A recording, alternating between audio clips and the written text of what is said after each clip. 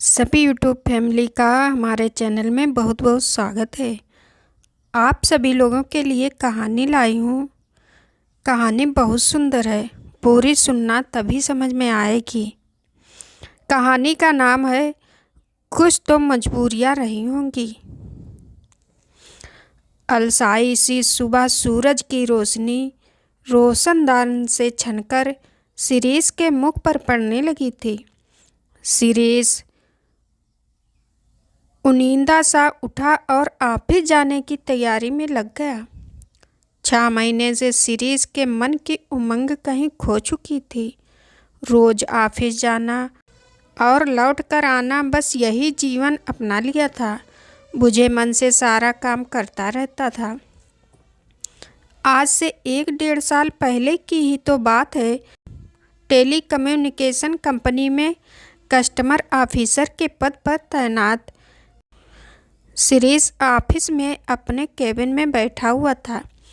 जब पहली बार सुजाता से मुलाकात हुई थी, सादगी भरा व्यक्तित्व, सहज सी आवाज़ और सधी हुई बातें, शिरीष आप पलक देखता रह गया था। हालांकि साधारण नए नक्शा की सुजाता बहुत खूबसूरत तो नहीं थी, पर आम लड़कियों से अलग थी। एक अजीब सा खिंचाव महसूस कर रहा था शिरीष। अपने काम से आई थी सुजाता। इसी सिलसिले में कुछ और बार आना पड़ा और शिरीष का दिल कंट्रोल से बाहर हो गया। इन चंद मुलाकातों में आखिर जिस दिन सुजाता का काम फाइनल होने को था, शिरीष ने अपनी गंभीरता से सुजाता के सामने शादी का प्रस्ताव रख दिया। दोस्त नहीं, वो तो सुजाता को जीवन संगिनी बनाना चाहता था, अपने हर लम्हे का हमराह बनाना चाहता था। सुजाता को भी बिना लाग लपेट कही गई शिरीष की बात मन को छू गई। अच्छी कद काठी का सभ्य नौकरी पेशा नौजवान, आकर्षित तो सुजाता भी थी कहीं न कहीं। उसने भी मुस्कुराकर उसके प्रस्ताव को मौन स्वीकृति दे दी। फिर तो मुलाकातों के सिलसिले चल निकले। कभी लंबी फ़ोन कॉल, कभी रेस्तरां। शिरीष सुजाता को पंख उगाए थे। खुशियों के आसमान में उन्मुक्त उड़ते दोनों प्रेम पक्षी दुनियादारी से बेखबर थे। एक सुरमई सी शाम, दोनों कस्में वादे दोहरा रहे थे। पार्क में बैठे बैठे सुजाता ने शिरीष के हाथ को थमाते हुए कहा, शिरीष, पापा का शायद ट्रांसफ़र हो जाएगा अगले महीने तक। देखो कौन सा शहर मिले, मैं उससे पहले ही तुमको उनसे मिला दूंगी। शिरीष ने चहकते हुए कहा, फिर हमारी शादी हो जाएगी सुजाता। सुजाता ने खुशी से आंखें बंद करके सिर शिरीष के कंधे पर टिका लिया। बस वही आखिरी बातें थी उन दोनों के बीच और वही आखिरी मुलाकात।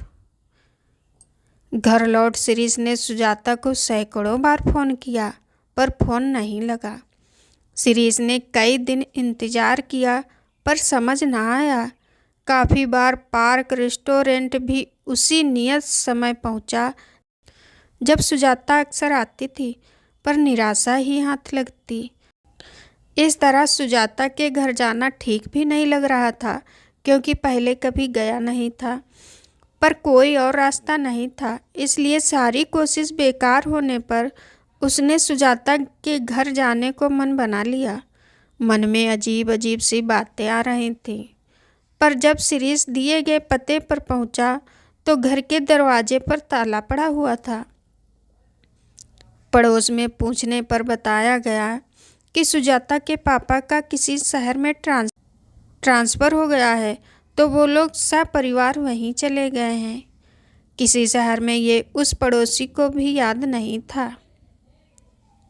शिरीष का दिल हजारों फीट गहरे उदासी के गर्त में उतर गया। रह रहकर एक ही बात दिल में आ रही थी कि सुजाता ने ऐसा क्यों किया।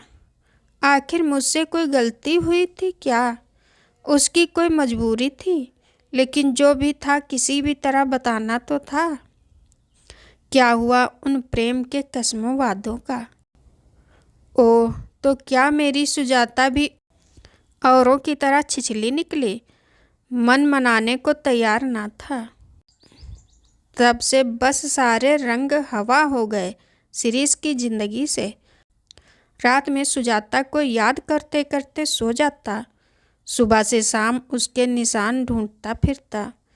मोहब्बत इतनी शिद्दत की थी, ना नफरत कर पा रहा था, ना भुला पा रहा था। अनजान नंबर से फ़ोन आने पर शिरीष उम्मीदों से फ़ोन उठाता था, पर जाने क्या हुआ, क्यों हुआ, सवाल अपने जवाब पाने की बेचैनी में ही रह जाते थे। यूं ही दिन महीने गुजरते गए। सब वहीं का वहीं था, पर शिरीष का सुकून छिन चुका था। एक दिन शिरीष दोस्त की शादी में शामिल होने दूसरे शहर गया, बेमन से दोस्त के बहुत कहने पर। लेकिन मन वहाँ समारोह में भी नहीं लग रहा था। सड़क पर टहलने चला आया। अनेकों तरह के नज़ारे भी उसका ध्यान नहीं खींच पा रहे थे। अचानक शिरीष की आंखों ने कुछ ऐसा देखा कि वो वहीं ठिठक कर रुक गया, मानो जैसे कोई सपना देखा हो जागती आंखों से। ज्वेलरी शोरूम के और नज़दीक जाकर देखा, सुजाता ही थी वो। शोरूम में बैठी मंगलसूत्र का डिजाइन देखती, साथ में कोई पुरुष भी था। शिरीष का गला रुंधने लगा, दिमाग और दिल बैठने लगे। ओह, तो सुजाता ने शादी कर ली। एक बार तो कहा होता, ऐसी क्या मजबूरी थी। जल्दी से पलट कर लौटने लगा शिरीष। बीते पलों की रील दिमाग में घूम रही थी। जिस सुजाता को एक झलक देखने को तरस गया था, उसी से आज मुंह फेर कर जाना पड़ रहा था। अचानक दिल ने फिर मजबूर किया, कदम पलट गए। सोचा सुजाता से दो बात कर लूं, देखूं कैसे सामना करती है। अब चौंकाने की बारी सुजाता की थी। यूं इतने समय बाद अपनी मोहब्बत को सामने देखकर सुजाता की आंखें भर आईं। गुनाहगार तो वो ही थी कहीं न कहीं। हेलो सुजाता, कैसी हो तुम? शिरीष ने कहा। बस ठीक हूँ, सुजाता ने नज़रें चुरा कर कहा। फिर शिरीष को अपने साथ खड़े व्यक्ति की तरफ देखते पाकर जल्दी से बोली, ये भैया है मेरे, इनकी शादी के लिए खरीदारी करने आई थी। ओह, तो ये इसका पति नहीं? शिरीष ने कुछ रिलैक्स होते हुए मन में कहा। सुजाता के भाई तब तक बिल जमा करके आए और चलने का इशारा किया। सुजाता बिना कुछ कहे सुने वहाँ से चलने को उठ खड़ी हुई, और इस बार जो शिरीष ने देखा तो मानो उसका खून जम गया। सुजाता अपने दोनों पैर किसी हादसे में खो चुकी थी। ओह, तो मेरी सुजाता ने इसलिए मुझसे खुद को दूर कर लिया। पागल, इतना भी नहीं जानती कि मैंने इसके शरीर से नहीं बल्कि आत्मा से प्यार किया है। सुध बुध खोया शिरीष सुजाता को बैसाखी के सहारे जाता देख रहा था। एक आदमी से टकरा कर निकलने से होश में आया और सुजाता के पीछे भागा।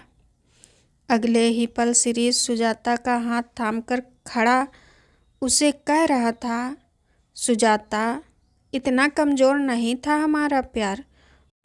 मैंने तुमसे दैहिक नहीं आत्मिक प्रेम किया है।